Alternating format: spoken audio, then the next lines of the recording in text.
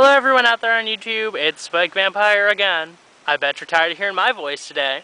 Because I've posted I'll probably by the end of the day I'll probably have about 6 videos posted. So you might be a little bit tired of hearing my voice, but oh well, sucks to be you. Don't watch it if you don't want to. Okay, to continue my series on elemental magic and elemental energy, I go now to the southern quarter, to fire. I feel like I should do this video in a southern accent, but I decided against it. So the element of fire is associated with the color of red. Also, think about orange, yellow, even blue and purple, because both of those appear in flame. So think about those colors too. As a matter of fact, Sagittarius, my sign, is associated with blue and purple, and it's a fire sign. So just think about that. It's generally classified with the up-facing triangle in opposition to the downward-facing triangle of water. And that's its little symbol. A lot of times, if you're using it in ritual, you can just draw flames on a paper or actually have physical representation, such as a candle. But if you can't burn a candle in ritual, you can take some of the paper, that you use in gift bags, and you can get some red, some yellow, and some white, and some orange, and some blue, and bunch them all together and make some flames, some creative interpretation of the flame, and use that as your representation of fire if you can't burn candles. I've done it before. Fire is a masculine element, meaning that it has a projective energy and it's been associated more with the god aspect. Think of the god being the sun, because the goddess would be the moon. So naturally, he's associated with fire. A lot of masculine qualities are embodied by fire. You have aggressive natures, competition, things of that nature. But you also have purification, things like that, starting new, energy, transformation, which is also a water quality I see in fire. It can be creative and destructive. It's kind of a paradox in and of itself. A lot of people see fire as being a very, very overpowering element. Think of forest fires. You can contain the elemental energy of a candle, but think of how forest fires rage through and destroy things. So when you're working with this element and this quality, be careful, because it's kind of bipolar. So think about that when you're using fire. A lot of applications of fire can be, let's say you're going out and you're on a sports team, and you are doing a big game. Carry around the fire symbol with you, charge it ritually. Use some herbs, like cinnamon is a fire herb. I was associated with fire. Make a nice little charge symbol with you, and burn the edges even, on a candle, just the edges around it, so you charge it with that elemental energy. And carry it with you. Put it in your shoe while you're doing your big game or track or whatever you're doing. If you're, having a confrontation with somebody, fire can be a good way to fuel yourself. You can also use that to banish your energy, your negative energy. Purify yourself with flame, not lighting yourself on fire, because that would be bad.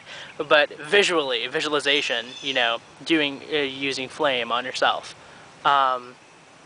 So summer is the element of fire. So meditating right here during the summer, like I am, is bonding with the energies of fire. Think about it. It's obvious. The sun's in its highest position, like at midsummer, and it's all about fire. Beltane, which is another Sabbath, is sex, fertility, things like that, and that's all happens during the summer. Well, it's not even officially summer, but hot time. So think about that when you're talking about fire, because sex is a thing of fire, whereas love is water, and I'll get to that in my next video. So to bond with this, it's obvious that you're not going to go plunge yourself into flame and try to calm yourself down to bond with fire.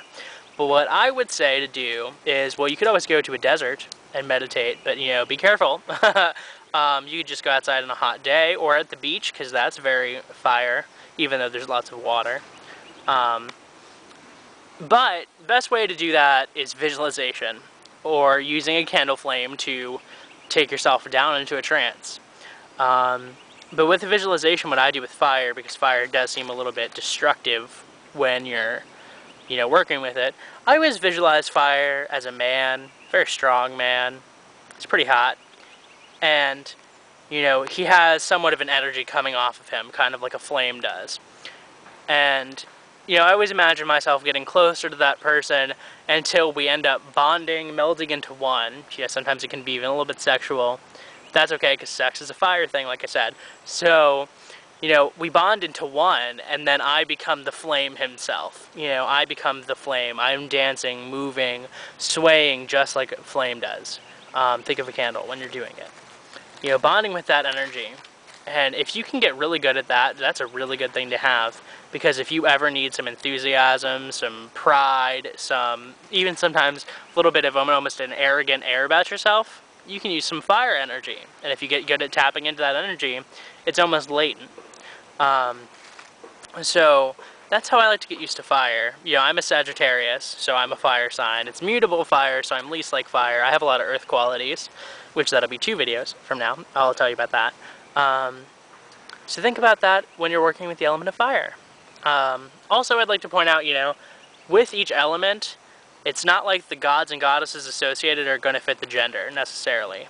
For instance, with water, my next video, Poseidon is a god of water, but water's feminine. With fire, fire is a masculine element, but Brigid, in the Celtic, I think I pronounced her name right, Brigid, I don't know, she is associated with fire. She's a fire goddess.